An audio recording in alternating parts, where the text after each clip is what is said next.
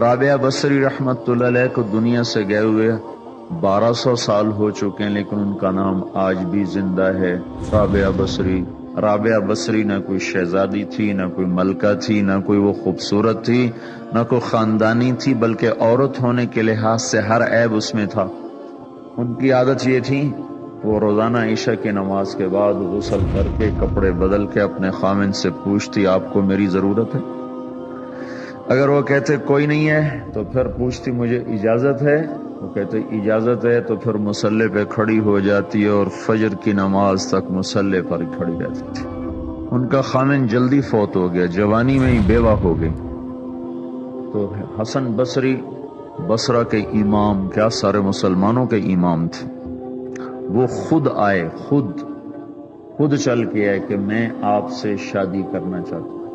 وہ کوئی شادی کا شوق نہیں تھا ان کو، وہ تو اولاد کے قابل نہیں، شکل صرف ان کی نیکی اور ان کا جو اللہ سے تعلق تھا، ان کو یہ لالچ ہوا کہ یہ میری بیوی ہو جائے تو اس کی طفیل شاید میری بخشش ہو جائے۔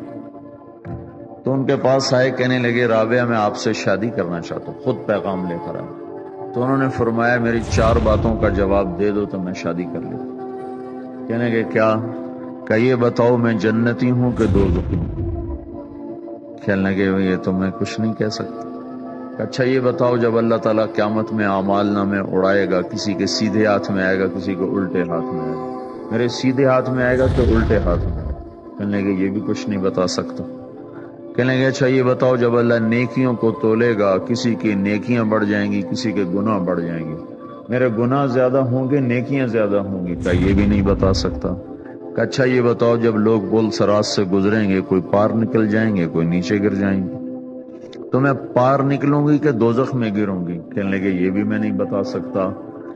تو پھر فرمایا اچھا جاؤ مجھے تیاری کرنے دو، مجھے ان 4 باتوں کی تیاری کرنی ہے، میرے پاس شادی کے لیے وقت کوئی نہیں ہے۔ جو اللہ سے دوستی لگا لیتے ہیں اللہ دنیا ان کے لیے مسخر کر دیتے، اللہ دنیا ان کے پاؤں میں ڈال دیتے۔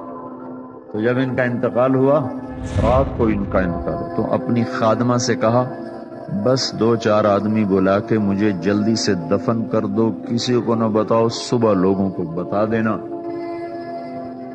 اور مجھے کفن دینا میری اس چادر میں جس میں میں تہجد پڑا کرتی تھی۔ تو انہوں نے راتوں رات دفن کر کے صبح اعلان کیا، شور مچ گیا، ہائے کیوں بتایا، کیوں نہیں بتایا، کیوں؟ تو اگلی رات ان کی خادمہ نے ان کو خواب میں دیکھا، سبز لباس پہنا ہوا، حسن و جمال، سورج چہرے پہ چمک رہا۔ پوچھا آپ کے ساتھ کیا ہوا؟ کہا میرے اللہ نے میرے ساتھ بہت عمدہ معاملہ کیا۔ کہا آپ کی وہ چادر کہاں گئی جس میں آپ کو کفن دیا تھا؟ کہا وہ اللہ تعالیٰ نے اتار لی ہے اور مجھے جنت کا جوڑا پہنایا ہے، اور اس چادر کو اللہ نے سنبھال کے رکھا ہے، جب قیامت کے دن میری نیکیوں کو اللہ تولے گا تو اس چادر کو بھی اس میں تولے گا۔ انہوں نے پوچھا منکر نکیر کا کیا ہوا؟ کہا وہ آئے تھے تو انہوں نے مجھ سے کہا من ربکی، تیرا رب کون ہے، تیرا رب کون ہے؟ تو میں نے منکر نکیر سے کہا جس اللہ کو 40 سال نہیں بھلایا اس کو 4 ہاتھ زمین کے نیچے آ کر میں بھول جاؤں گی؟ کہ جس رب کو 40 سال میں نہ بھلا سکی اس کو 4 ہاتھ زمین کے نیچے آ کر میں بھول جاؤں گی؟ تو منکر نکیر نے کہا اب اس کا آگے کیا حساب لینا، چلو بھائی واپس چلو۔